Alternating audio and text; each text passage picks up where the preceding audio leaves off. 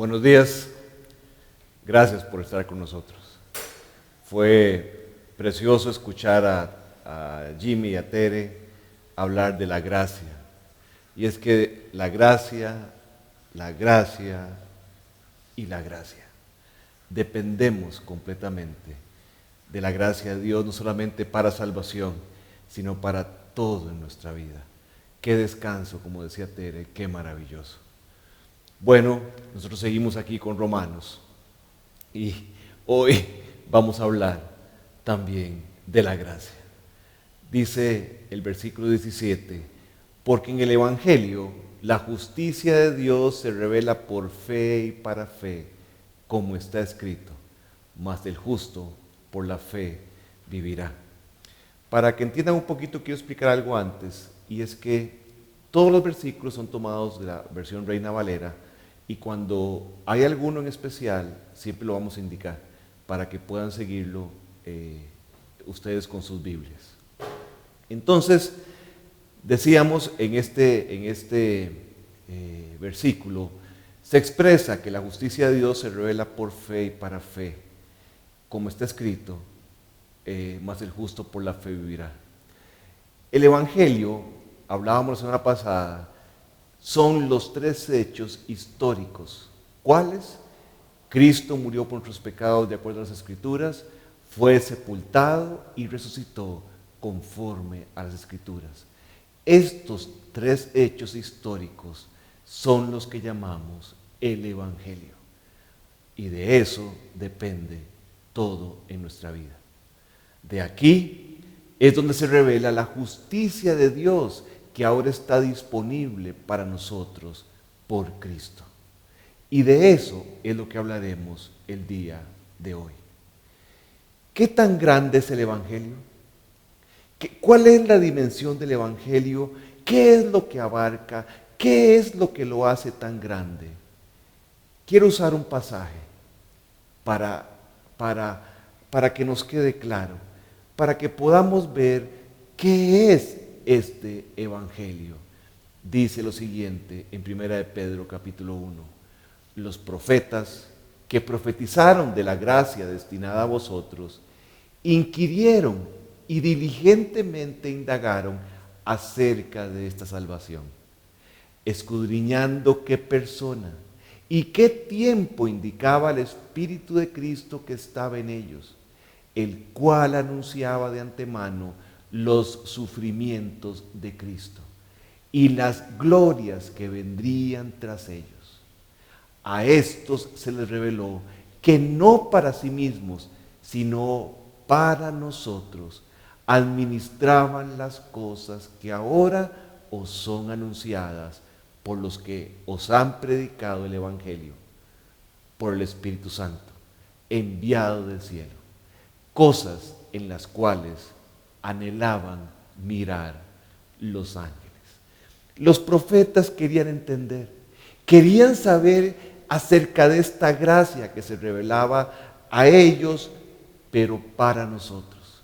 Y aunque ellos disfrutaban parte de esto, entendían que lo que vendría sería algo tremendamente grande. ¿Qué era? Los sufrimientos del Mesías. Y no solamente eso, sino las glorias que vendrían tras estos tres hechos históricos que hablábamos. Pero luego habla de un detalle que a mí realmente me golpeó el corazón. Dice que los ángeles no se cansan, no se aburren de ver estas glorias. El Evangelio, estas buenas noticias, no solo salvando personas, sino también transformando. Ellos están día tras día mirando por la ventana del cielo lo que el Evangelio provoca en cada persona que se salva y en cada persona que una vez salvada es transformada día a día y ellos quedan asombrados. Para entender esto, necesitamos saber que hay dos clases de justicia. La justicia de Dios y la justicia del hombre son dos clases de justicia completamente distintas.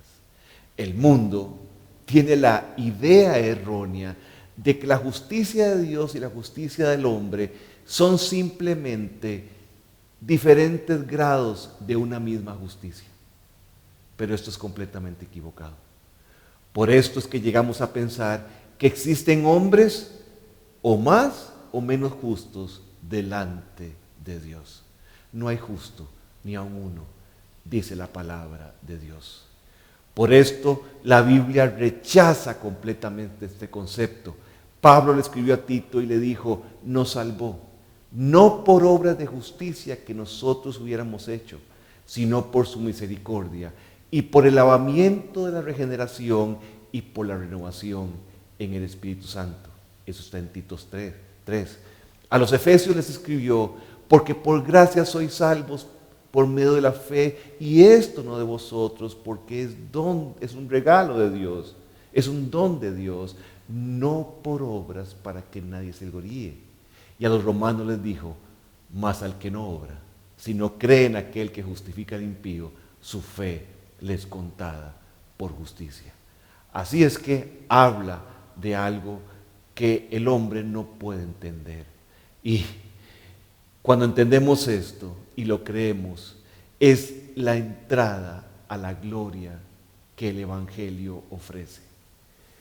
Tú y yo no tenemos nada que ofrecer para esta salvación. Es más, yo te puedo decir que sí tenemos algo que ofrecer.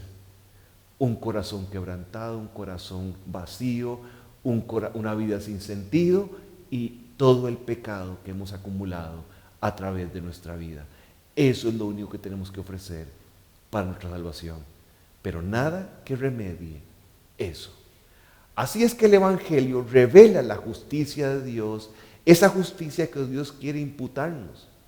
Por eso la cruz fue necesaria, porque Dios demanda y demandaba una justicia que el hombre jamás podría alcanzar por sí mismo. Es más, y aún lo que el hombre piensa que ha logrado, no sirve, porque todo lo que ha salido de él ha salido de un corazón que dice la Biblia que es perverso y engañoso. Aún lo bueno que hacemos para Dios es injusticia. Oye lo que dice Isaías. Todos nosotros somos como cosa impura. Todos, se incluye el profeta. Dice todos nosotros somos como cosa impura. Y todas nuestras obras justas son como trapo de inmundicia. Todos nosotros nos hemos marchitado como hojas, y nuestras iniquidades nos han llevado como el viento. Aún nuestras justicias son como un trapo sucio, lleno de suciedad, porque vienen contaminadas de un corazón perverso y engañoso. Es solo cuando entendemos que no solo es sencillamente imposible cumplir los requisitos de Dios, sino que además cada día vivimos acumulando más y más pecado porque hemos confiado en cualquier otra cosa, en cualquier otro ídolo para salvarnos en vez del Señor Jesucristo. Lo hemos menospreciado. Solo cuando creo eso con todo mi corazón es que Él interviene para producir el arrepentimiento y darnos la fe para recibir un regalo sin costo alguno. Si no entendemos bien esto, podemos ser engañados al hacernos pensar que alguno puede cumplir un porcentaje de esta justicia y que solo necesita tomar el resto que le falta del sacrificio de Jesucristo. Y creo que en esta mentira es donde viven la mayoría. Que sí, que se esfuerzan, pero como no pueden llegar, necesitan un poco del sacrificio de la cruz para completar la justicia que necesitan para ir al cielo o para tener una relación con Dios. Y esto es el engaño de la religión. Y hay religiones que enseñan que sí, que Cristo murió, hasta lo exhiben en una cruz. Pero les enseñan que eso es solamente parte y que los demás y que nosotros tenemos que esforzarnos para lograr esa justicia. Esto es un engaño tremendo. Pero desafortunadamente hay ciertas personas que gastan su tiempo tratando de incrementar su porcentaje de justicia humana y así caen en el error de no poner su asidero en la completa justicia divina que es provista por el Evangelio. En el Evangelio se revela la justicia de Dios, dice el versículo que estamos estudiando. Quieren cada día depender menos de la cruz para ganar gloria para sí mismos. Cada cosa que yo estoy predicando hoy, si eres creyente, si ya naciste de nuevo, aplícalo a tu vida diaria. Esto que acabo de decir no es solamente, y todo lo que digo no es solamente para personas incrédulas, lo necesitas para tu vida diaria. A veces en nuestra vida diaria como creyentes, pensamos que una parte la hago yo y otra parte la hace Dios, y entramos en esa retórica y en esa discusión. No, yo necesito depender de la justicia de Dios, necesito depender de su gracia, necesito depender de su fuerza para salir adelante en todo momento. Más bien, al contrario, debemos aprender a desechar el porcentaje que yo creo tener para poder recibir la completa gracia que Él tiene para mí. Por eso, el que cree tener mayor justicia es el que más le cuesta, es el que más se ofende cuando le decimos que no es por obras, porque confía mucho en lo que ha hecho. Jimmy y Tere nos hablaban de una vida buena que tenían. Sí, yo los conozco, trabajadores, responsables, toda su vida. Pero delante de Dios, pecadores sin justicia alguna. Cuando el Salvador vino a esta tierra, su muerte, sepultura y resurrección manifestaron la justicia de Dios. ¿Por qué esto? Primero, Dios fue justo al entregar su Hijo por el pago de nuestros pecados. Y aunque fue algo terrible, no existía otra forma. Alguien tenía que asumir la deuda. Alguien tenía que asumir el pago. Fue justo al ofrecer su justicia sin costo a los pecadores, hijos de Adán, porque nadie absolutamente la podía lograr, pero ahora la podía compartir por Cristo. Fue justo porque quedó demostrado que Dios puede llevar al pecador al cielo sin ensuciar el cielo, porque Cristo no solamente pagó, sino que nos lavó y nos purificó y nos hizo santos delante de Dios. Fue justo porque ahora puede tener una relación con el hombre sin abandonar su santidad, porque nos imputó, nos puso, nos vistió con la justicia, la santidad de Jesús. Es el Evangelio el que revela todo esto. Es el Evangelio el que revela la justicia de Dios. En la cruz solo hubo una injusticia: la muerte del santo, la muerte del perfecto, la muerte del autor de la vida. Esta gran acción de amor reveló la perfecta justicia de Dios.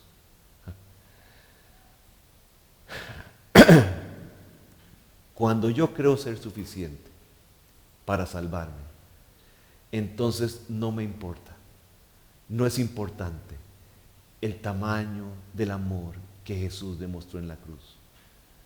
Y tampoco importa el tamaño del regalo.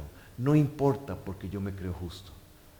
No tengo una vida de agradecimiento. Vivo como quiero. No tomo en cuenta la cruz, aunque sí digo, pobrecito lo que le pasó, pero nada más. Qué triste es la vida de una persona así. Como cristiano, cuando yo creo que soy suficiente y lo único que ocupo es un consejo para salir adelante, como dicen algunos, lo único que ocupo es un estudio para salir adelante en ciertas situaciones, no estoy entendiendo que estoy urgido de la gracia, que no puedo por yo mismo, que el éxito y la victoria en la vida cristiana también empieza por reconocer que no puedo y necesito tomarme de su poder, de su gracia inmerecida para resolver todo en mi vida.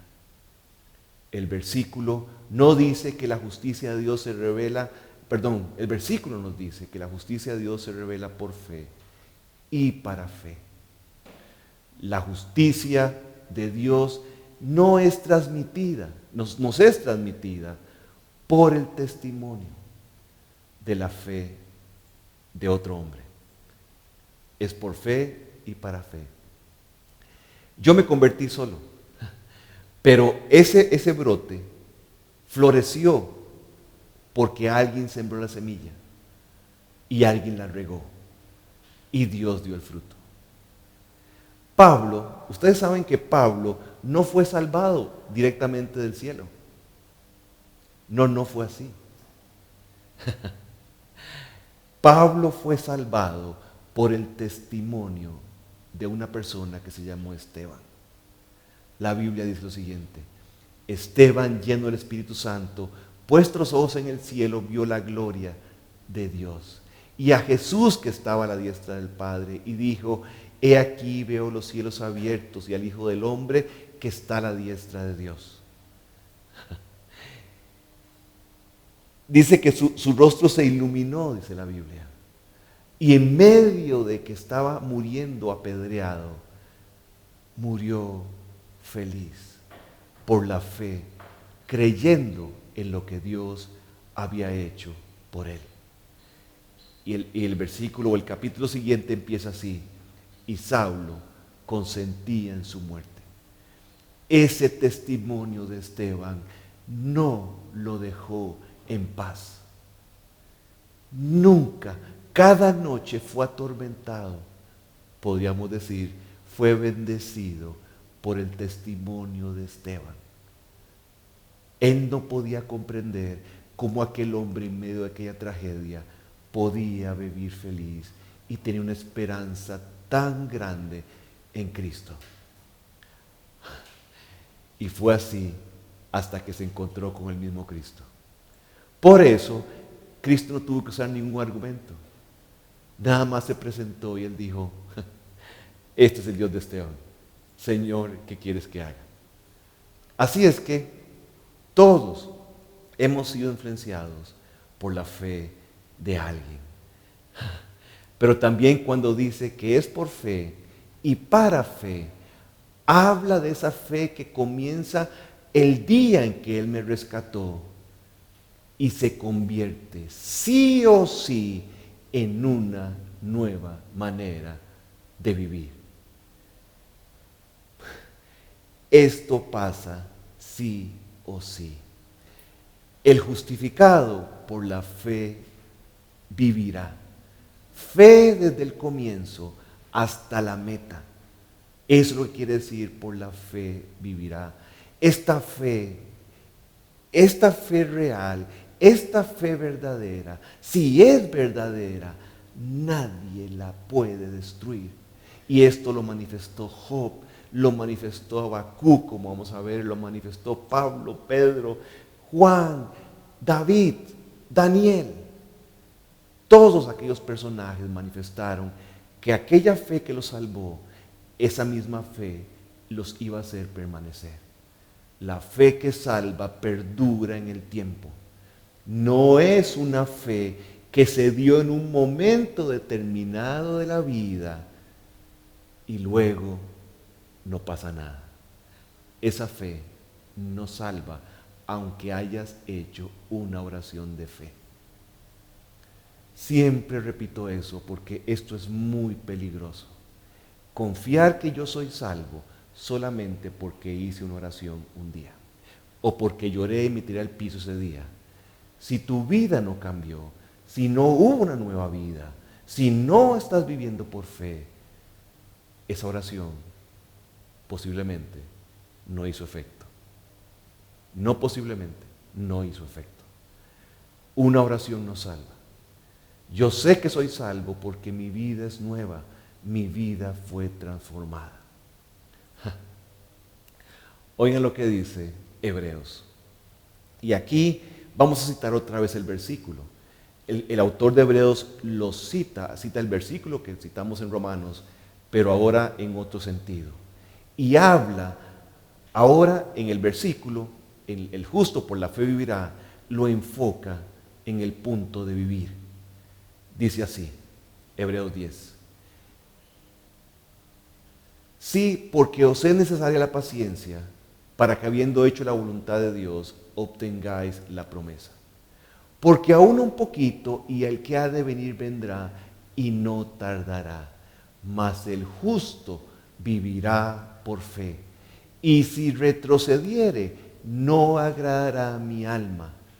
Pero nosotros, el escritor de Hebreos dice, los salvos, los que verdaderamente hemos creído, dice, pero nosotros no somos de los que retroceden para perdición, sino de los que tienen fe para preservación del alma. La fe que salva se retiene, la fe que no salva no permanece. Así de sencillo. La fe que salva también se comparte. Si una persona dice que ha nacido de nuevo y no comparte esta fe, no hace un esfuerzo por compartir esta fe con otras personas, posiblemente no ha nacido de nuevo. La Biblia dice, creí, por lo cual también hablé. 2 Corintios 4.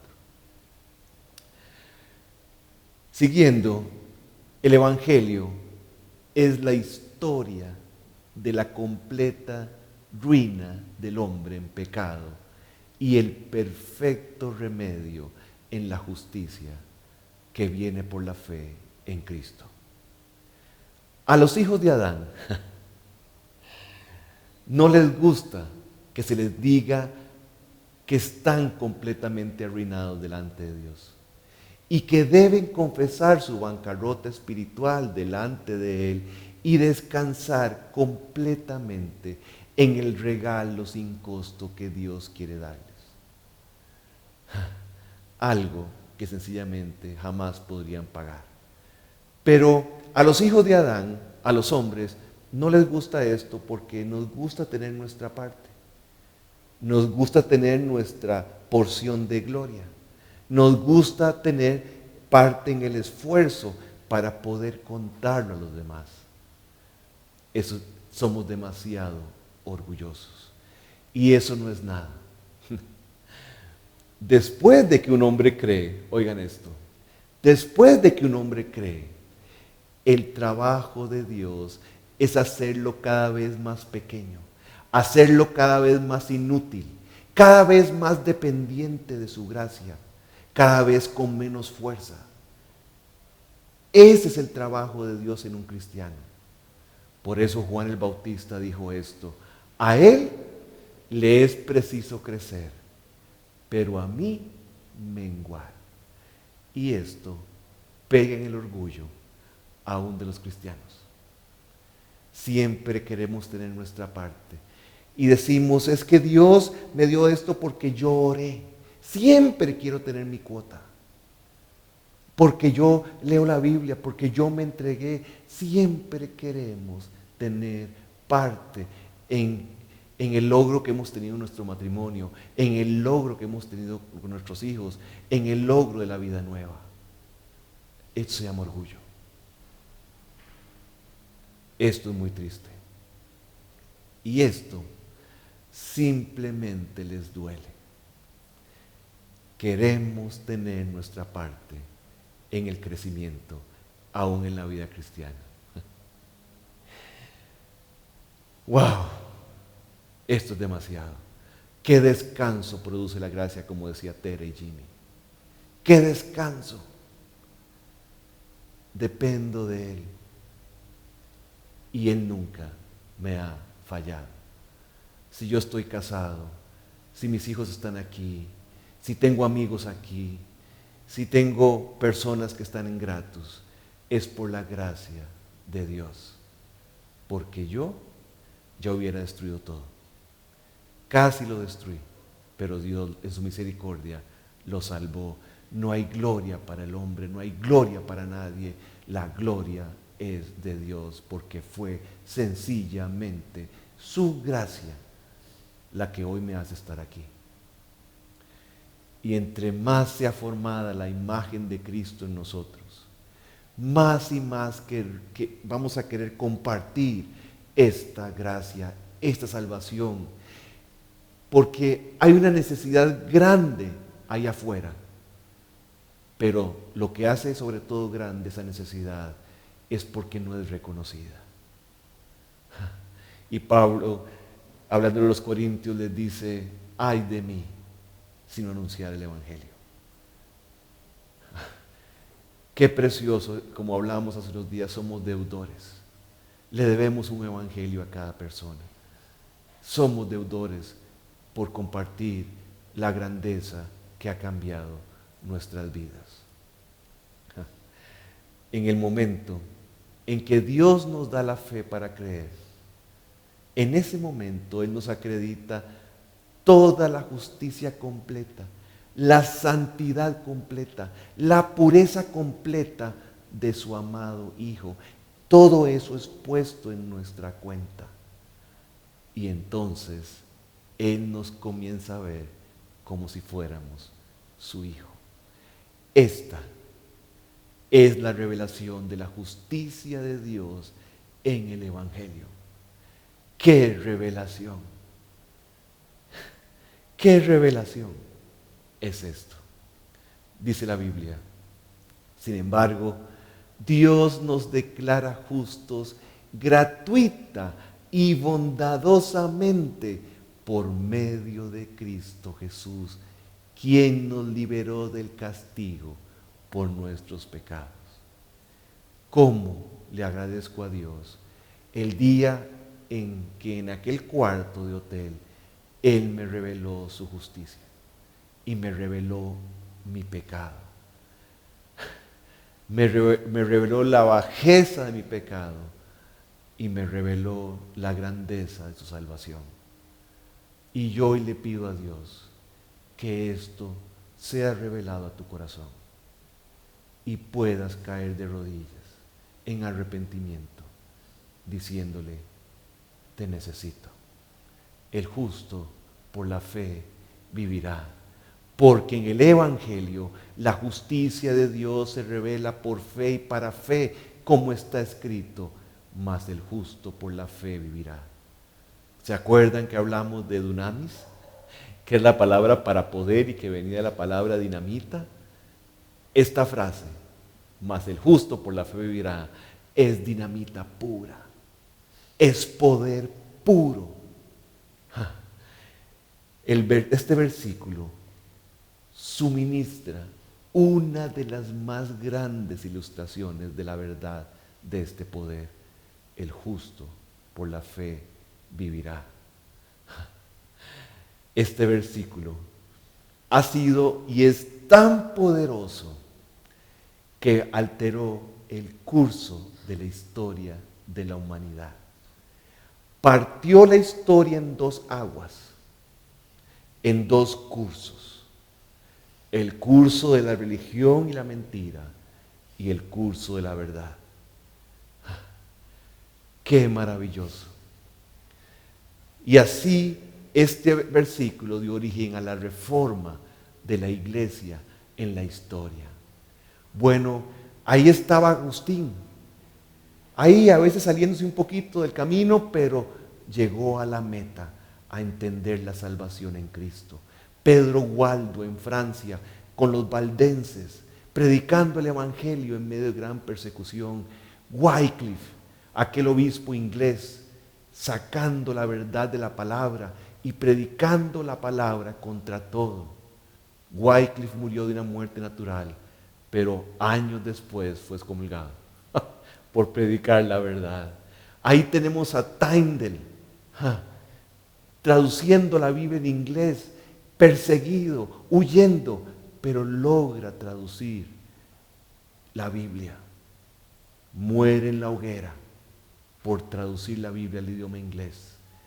Y ahí él muere orando para que Dios abra los ojos del rey, para que la Biblia se pueda leer en toda Inglaterra.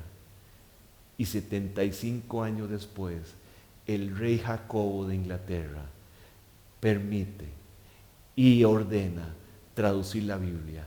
Por eso la conocemos como la Biblia King James. James es Jacobo. La Biblia del rey Jacobo. 75 años después. Y tenemos a Juan Hus.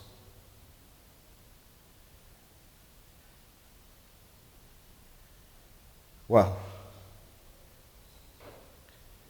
Predicando la verdad contra todo el sistema religioso establecido en ese momento,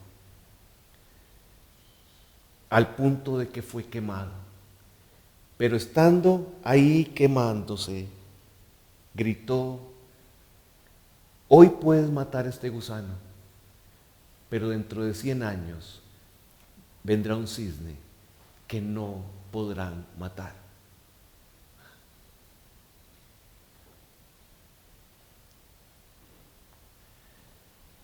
Ciento 102 años después de la muerte de Juan Hus, 102 años después, y después de toda esa tragedia, Lutero estaba clavando sus tesis de salvación por fe en la puerta de la Universidad de Wittenberg. El Espíritu Santo usó este versículo con tal poder que salvó y condujo en el gran camino de la verdad revelada a Lutero, a grandes hombres como Lutero y Calvino, que trajeron la reforma necesaria a la iglesia. No es que la reformaron, es que la devolvieron a la verdad. El verdadero cristianismo bíblico siempre protesta. Siempre debe pararse y ponerse firme contra cualquier enseñanza o poder que pretenda desviar de la verdad la proclama de la inerrante palabra del Señor. Y eso hicieron estos hombres y pagaron con su vida. Wycliffe influyó muchísimo en la vida de Juan Hus y Juan Hus influyó muchísimo en la vida de Lutero. Y Lutero influyó muchísimo en la vida de Calvino. Gracias a Dios. Ellos sacaron a la luz las verdades de la palabra que habían sido abandonadas por la religión oficial. Y proclamaron aquellas 5 verdades maravillosas: sola gratia, sola fide, solus Christus, soli Deo gloria, sola escritura. Solo la gracia, solo la fe, solo Cristo, solo la gloria para Él y solo la Escritura como autoridad máxima. De eso dependemos. Eso es el cristianismo en 5 verdades. Pero el origen de todo esto no fue Lutero ni Calvino. El origen de todo esto fue la verdad de la palabra de Dios. El justo por la fe vivirá, gritaba Habacuc. El justo por la fe vivirá, dijo Pablo a los romanos enfocándose en el justo. El justo por la fe vivirá, dijo a los gálatas, apoyándose ahora en la fe. El justo por la fe vivirá, dijo el escritor de Hebreos, apoyándose en la vida. ¿Qué versículo? 4 veces en la palabra de Dios. Si está 4 veces, es porque hay que ponerle muchísima atención. Toda la completa ley dada a Moisés, los 613 preceptos dados a Moisés están en este pasaje: el justo por la fe vivirá. Ahí está toda la ley, todo lo que yo necesito. Para la sensible mente de Lutero, cuando él pertenecía a una religión, todo su pensamiento acerca de Dios era simplemente terror, como el Dios de todas las religiones. Ningún Dios de ninguna religión ama. No sé si se han dado cuenta de eso. Exige sacrificios, exige esto, exige. Y por eso Lutero vivía atormentado, en una vida completamente llena de tormento. Y él pensaba, el justo por penitencia y dolor vivirá, el justo por el ayuno vivirá, el justo por temor vivirá, el justo por su esfuerzo vivirá, pensaba Lutero. Pero con la llegada del versículo, mas el justo por la fe vivirá, Lutero pasó de la esfera del temor y la incertidumbre a la esfera de la fe y del reposo. El Evangelio revela la justicia de Dios. Oigan lo que decía Lutero. Vi las amadas y santas escrituras con otros ojos. La palabra que yo había detestado, desde aquella hora comencé a apreciarlas y amarlas como las palabras más dulces y consoladoras de la Biblia. En cada verdad, este versículo era para mí la verdadera puerta al paraíso. Y eso espero que este versículo sea para ti hoy.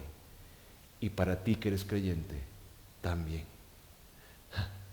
Porque en el Evangelio la justicia de Dios se revela por fe y para fe, mas el justo por la fe vivirá. Memoriza este versículo, mételo en tu corazón, vívelo. Pídele a Dios la gracia para que esto se haga realidad también en tu vida cristiana.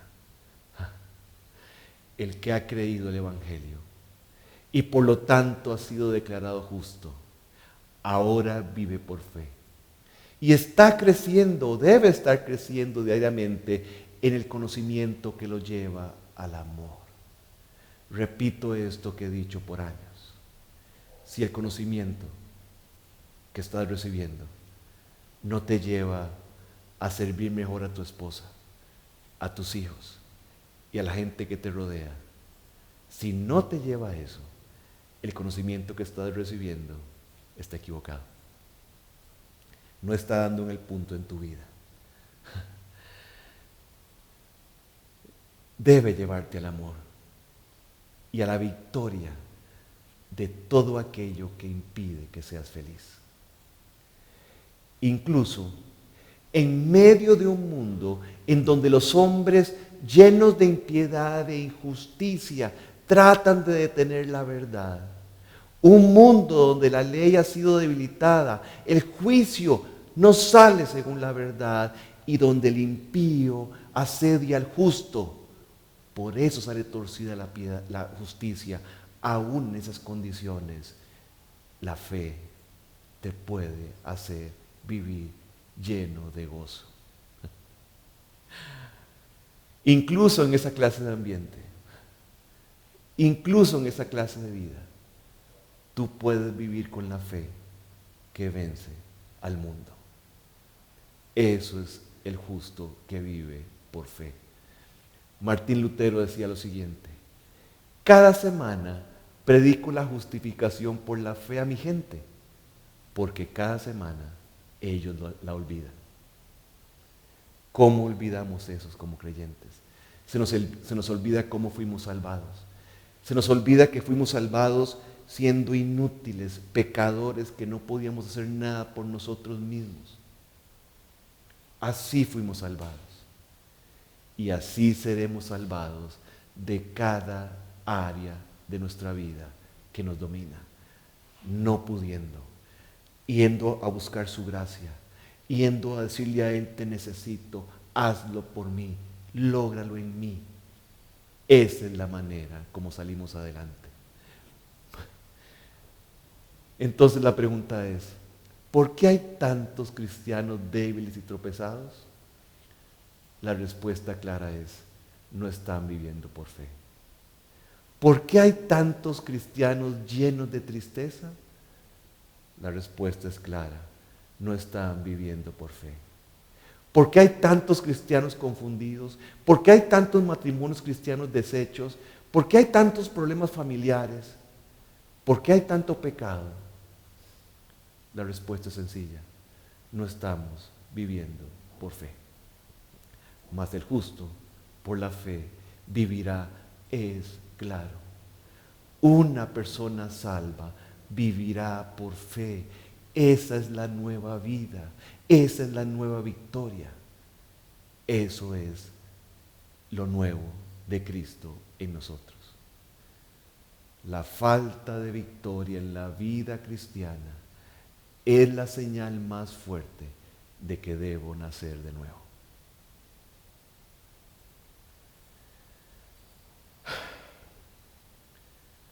Tenemos que entender el simple significado de las palabras. Cada palabra es importante. Y cada palabra tiene diferentes significados. Por ejemplo, algo muy sencillo. Un cuello de botella es muy diferente para un fabricante de botellas que para un ingeniero industrial. ¿Verdad? Son cosas muy diferentes. Para el ingeniero industrial, un cuello de botella es algo que atrasa un proceso definido en una empresa definida. La palabra justo tiene muchos significados.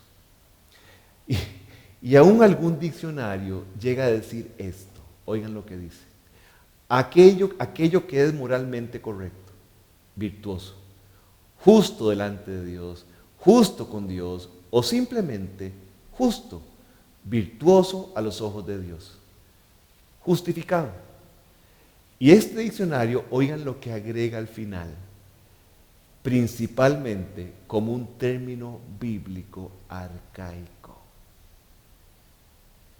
¡Guau! La palabra justo. Si ese diccionario dice que la palabra justo es un término arcaico, quiero decirte que para Dios es una palabra súper actual. Como dirían los jóvenes, es una palabra cool, actual, de mucho uso. Pero llamar a un hombre justo porque es simplemente un hombre honesto y razonable, honorable, equitativo en sus relaciones sociales, es una distorsión del lenguaje de la palabra de Dios. El hombre justo que ha creído por fe no es otro que el hombre a quien se le ha imputado la justicia de Cristo. Sinclair Ferguson, un gran predicador, dice lo siguiente: justificar significa contar a alguien como justo. No es, o no significa, no es hacer a alguien justo. No somos justos porque todavía fallamos, pero fuimos declarados justos. Se nos imputó la justicia de Jesús, nos vistieron con la justicia de Jesús. Eso es hacer justo a una persona. El hombre que es justo solamente por la definición humana nunca podrá vivir por fe, porque su vida estará marcada y definida solo por sus logros. Oigan lo que dice Romanos 4. Porque, ¿qué dice la Escritura? Creyó Abraham a Dios y le fue contado por justicia. Pero al que obra, no se le cuenta el salario como gracia, sino como deuda. Mas al que no obra, si no cree en aquel que justifica al impío, su fe le es contada por justicia. Su fe le es contada por justicia.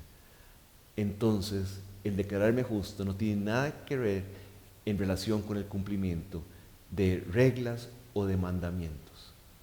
Por eso les decía que este versículo Pablo se lo escribe a los Gálatas enfocándose en la fe. Y oigan cómo lo dice Gálatas. Porque todos los que dependen de las obras de la ley están bajo maldición. Pues escrito está, maldito todo aquel que no permaneciere en todas las cosas escritas en el libro de la ley para hacerlas. Y que por la ley ninguno se justifica para con Dios es evidente, porque el justo por la fe vivirá. Y la ley no es de fe, sino que dice, el que hiciere estas cosas vivirá por ellas.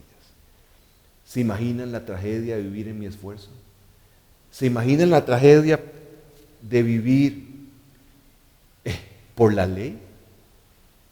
Quiero decirte que si tú piensas que vas a ser salvo por tus obras, si no estás cumpliendo toda la ley de Dios, los 613 preceptos de la ley de Moisés, puedes cumplir 612. Si no cumples uno, como dice Santiago, te haces culpable de todo. Dice la Biblia que eres maldito. Así lo dice la Biblia, no lo puedo suavizar.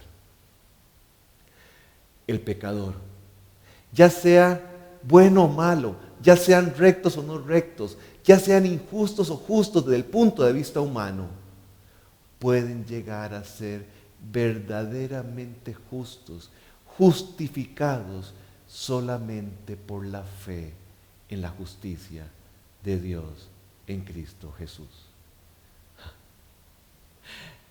Y declaro otra vez, una y otra vez, el justo por la fe vivirá. Esto significa que el hombre que ha sido declarado justo a través del Señor Jesucristo vivirá por fe. Es el resultado lógico de esto. Cuando nosotros abandonamos toda esperanza de salvación por nosotros mismos, por nuestros méritos o esfuerzos, y venimos a Él en arrepentimiento, es en ese momento en que Él literalmente tiene la puerta abierta para regenerarnos. Hablamos de eso la semana pasada. ¿Se acuerdan? Polingenesia. Tremenda palabra. Pero por su poder, Él recupera algo que se había degenerado. Eso es regeneración. Regeneración es que pone a un hombre deteriorado o gastado en buen estado. Regeneración es que transforma su ser moral y espiritual. Eso es regeneración. Eso es y sucede en el momento en que creemos el Evangelio por la fe que nos es dada. Así, de esta manera estamos listos para entender que el justo por la fe vivirá. No significa que el buen hombre, desde el punto de vista humano, vivirá por fe, sino que el pecador redimido, perdonado, salvado de cualquier categoría de pecado que sea, vivirá por fe. Seguimos en la definición de fe porque es muy importante entender esto. Y ahí voy a usar una historia de un misionero que se llamó John Patton. Él fue a las Nuevas Hébridas donde eran caníbales. Y ahí él fue el que le dijeron, ¿sabes que vas a morir? Y le dijeron, antes de subir a Inglaterra al barco, ya había muerto, no se preocupe. Este hombre empezó a traducir la Biblia en el idioma de estas islas, de las Nuevas Hébridas, y se encontró con un problema muy grave. No sabía cómo traducirles fe a aquellos nativos. No sabía cómo hacerlo. Y entonces él oraba y decía a Dios que le trajera la palabra. Y un día fue con su ayudante a cazar. Y cuando venían cargando la caza, ¿verdad? Lo que habían cazado, el cansancio fue tremendo.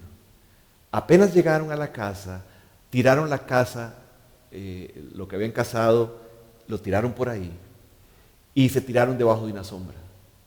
Entonces el nativo le dijo, qué bueno que podamos extendernos debajo de una sombra. Y él le dijo, repíteme eso. Qué bueno que podamos extendernos debajo de una sombra. Esa era la manera en que el nativo expresaba la palabra descansar, extenderse. Y entonces él, feliz, le dio gracias a Dios y empezó a traducir la Biblia usando la palabra extenderse. De tal manera que quedó así.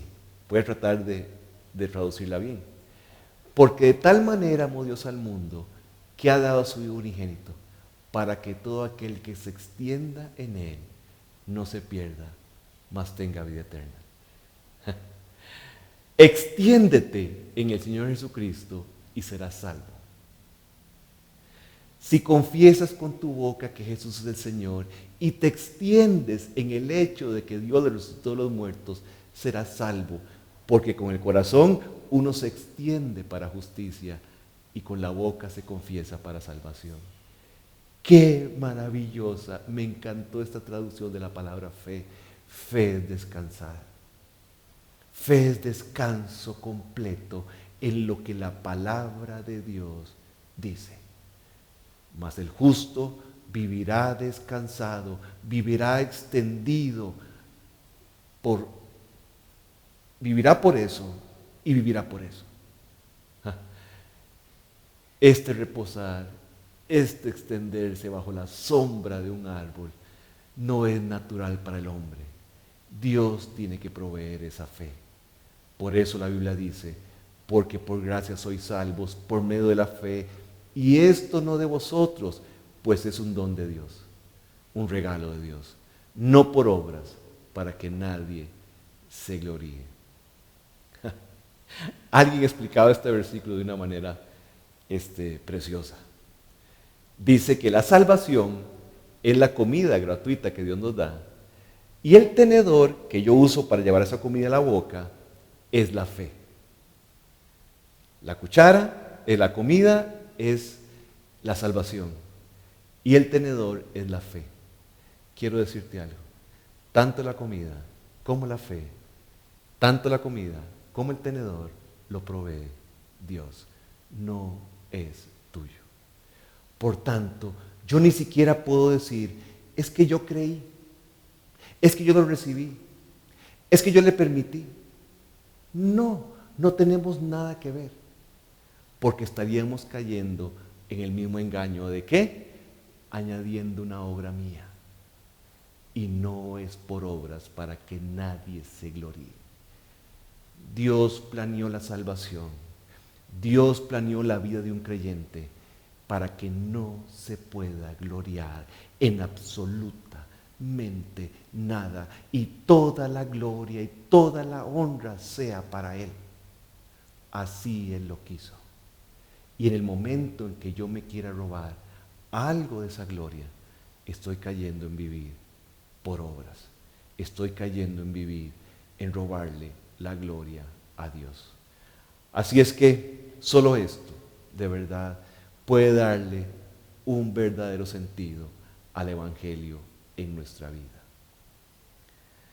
Termino con este pasaje. Oigan qué maravilloso.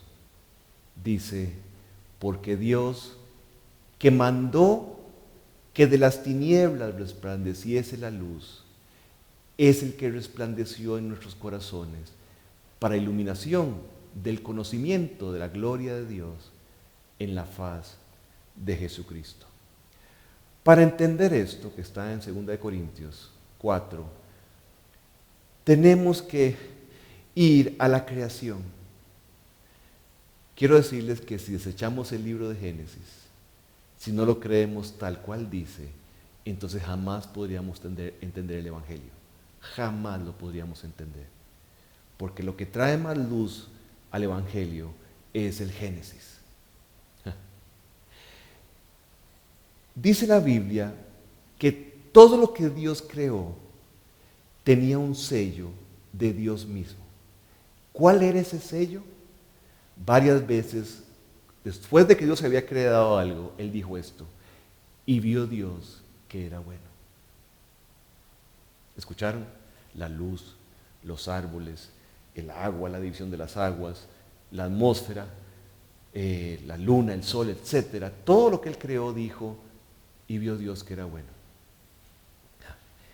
Pero si ustedes se fijan en un detalle maravilloso, luego de que Él crea al hombre, dijo lo siguiente, Y vio Dios que era bueno en gran manera. Hay una gran verdad que debes comprender hoy. Dios te creó. Y en el momento en que te creó, Él vio que eras bueno en gran manera. Y quiso que vivieras en comunión con Él por toda la eternidad, simplemente en obediencia por amor a Él. Ese fue el plan de Dios. Y ese fue el plan de Dios contigo también, no solamente con Adán y Eva. Dios vio que eras bueno en gran manera. Pero vino la tragedia. Nuestro padre Adán, igual que tú y yo, decidimos romper con él.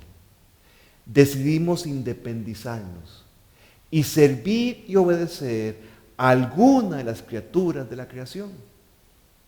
Algunos decidieron adorar a un árbol, otros a un animal, otros a un hombre. Y posiblemente tu caso ha sido muy parecido al mío. Aunque pertenecíamos a una religión, y quizás tú pertenezcas a una religión, servimos a un Dios. En mi caso se llama Rodrigo. Ese era mi ídolo, porque yo hacía solamente lo que yo quería. Y rompimos con Dios. Ante esto, Él decidió ir a una cruz. Él decidió ir a esa cruz a restablecer lo que se había perdido en el Edén. Esa relación que Él planeó contigo y conmigo. Él murió en la cruz para pagar el pecado. Él murió en la cruz para pagar la idolatría. Él recibió el completo castigo que tú y yo merecíamos por eso.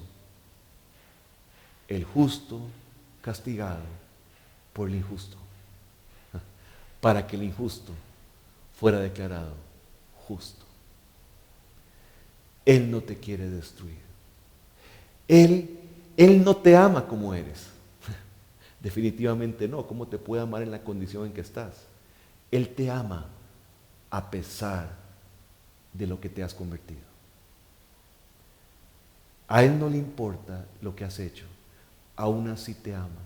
Si estás escuchando esto, es porque Él te ama y Él quiere convertirte en un justo. Él quiere salvarte. Él quiere salvarte de lo que destruye tu vida, de la independencia que tienes de Dios. Y todo esto, ¿para qué? Para que puedas creer. Para que puedas vivir por fe, como dijo el profeta Habacuc. Él fue el que escribió, mas el justo por la fe vivirá. Y al final de su libro, Él viene y nos dice lo siguiente: aunque la higuera no florezca, ni en las vides haya fruto, aunque falte el producto del olivo y los labrados no den mantenimiento, y las ovejas sean quitadas de la majada, y no haya vacas en los corrales, con todo, yo me alegraré en Jehová y me gozaré en el Dios de mi salvación. Jehová el Señor es mi fortaleza, el cual hace mis pies como de ciervas y en mis alturas me hace andar. Esto lo cantó al jefe de los cantores sobre mis instrumentos de cuerda, dice la palabra de Dios. Cuando tú crees el Evangelio por fe, vendrá a tu vida un poder que te hará vivir feliz en medio de lo que sea. Este profeta que comenzó con temor y temblor a poner sus ojos en las injusticias, terminó su profecía, terminó su libro con un gozo triunfal al comprender quién era el Dios que le dijo: mas el justo por la fe vivirá. Él entendió esto y él pudo decir: ahora entiendo que no importa lo que pase en mi vida, me voy a gozar en el Dios que me salvó. Es mi salvación la que trae el gozo, no las circunstancias bonitas. Matthew Henry, que fue un puritano. ¿Quién eran los puritanos? Gente que quiso purificar la iglesia. Gente que vio en la iglesia errores y quiso purificarla a través de la palabra de Dios. Hablando sobre este tema, lo que escribió Habacuc al final, oigan lo que escribió él. Los que cuando se sentían llenos, se regocijaban en Dios por todo lo que tenían. Cuando se sienten vacíos, se pueden regocijar por todo en Dios. ¿Escucharon eso? Esa es la salvación. Eso es vivir por fe. Sí nos podemos regocijar por tener mucho, pero también nos podemos regocijar en Dios por no tener nada. Repito lo que él dijo. Los que cuando se sentían llenos se regocijaban en Dios por todo, cuando se sienten vacíos se pueden regocijar por todo en Dios. Y sentados sobre un montón de ruinas, cantar alabanzas a la gloria de Dios. Esa será la vida de todo aquel que al contemplar su pecado viene en arrepentimiento para que Dios produzca la fe y le regale la salvación que él no merece. Eso es lo que Dios anhela. Dios te ama. Lo único que Dios tiene contra ti es tu pecado. No es algo contra ti, es algo con lo que hay en ti y con lo que Él trató en la cruz. Ven al amor de Dios, búscalo y lo vas a hallar porque Él te está buscando con una profundidad y podríamos llamar insistencia mucho más grande de lo que piensas. Ven a Él. Que Dios te bendiga.